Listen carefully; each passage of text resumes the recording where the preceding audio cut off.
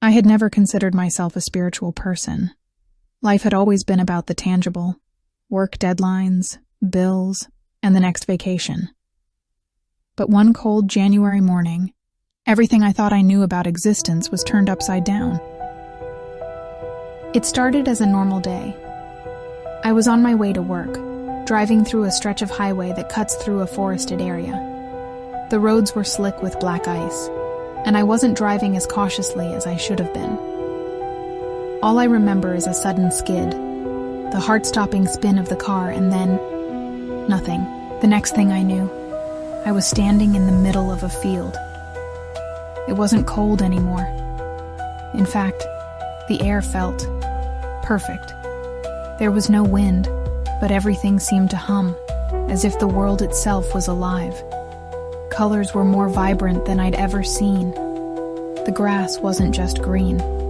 It was every shade of green, moving and shimmering like it had a heartbeat. I looked down at myself and realized I wasn't wearing what I had been that morning.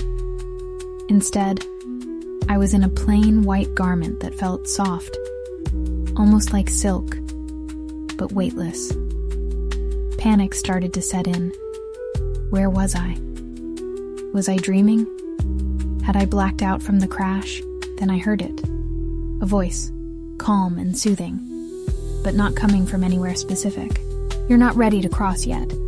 I spun around, but there was no one there. Yet somehow the voice wasn't frightening. It felt familiar, like hearing an old friend's voice after years apart. I turned my gaze forward and saw something in the distance. A bridge. It stretched over a vast river that shimmered like liquid light. The bridge itself wasn't ordinary. It seemed to be made of a translucent material that shifted between wood, stone, and something else entirely. Something otherworldly. I couldn't tell how far away it was, but I felt drawn to it. As I moved closer, figures began to appear on the other side of the bridge. They were indistinct at first, like shadows on a foggy day, but as I approached, I started to recognize them. My grandfather, who had passed when I was a child, stood there smiling, his arms open. Beside him was my high school friend Jason, who had died in a car accident when we were 18. There were others too, people I hadn't thought about in years, but who had been part of my life in ways big and small. I wanted to cross. Every fiber of my being was telling me to run to them, to step onto that bridge. But just as I reached the edge, the voice came again. Not yet, you have work to do. This time, the words weren't soothing. They were firm. Suddenly, the figures on the other side began to fade, and the bridge started to dissolve into the light. I tried to protest, to call out to my grandfather, but my voice didn't work.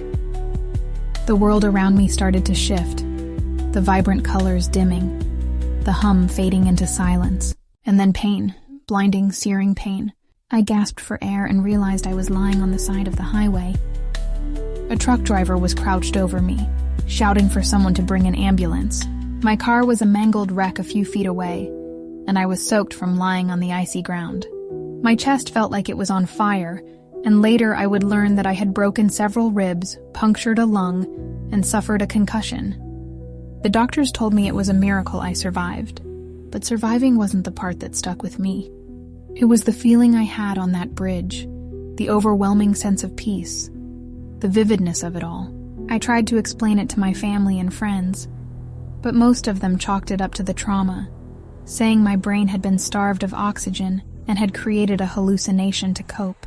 But it wasn't a hallucination. I know what I saw.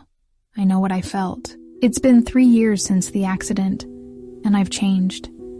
I used to obsess over trivial things, but now I focus on what really matters, spending time with my family, helping others, living fully.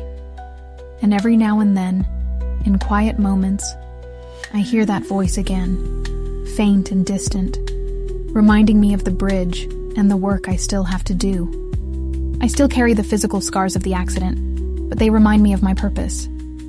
Life isn't about accumulating wealth or accolades. It's about relationships, kindness, and the legacy of love we leave behind. There are days when the memory of that bridge feels distant. But then I hear a voice. Not the booming, unmistakable voice from before, but a quiet nudge in my heart. It reminds me to keep going, to keep loving, and to keep teaching. When I look into the eyes of those I've helped, or hear stories of how my words have inspired others to live with more compassion, I feel a glimpse of the same peace I knew on that bridge. It's as if heaven is reminding me, this is the work you were sent back to do. In the end, my message is simple but eternal. Love one another. For in loving each other, we reflect the love of God, and there is no greater gift.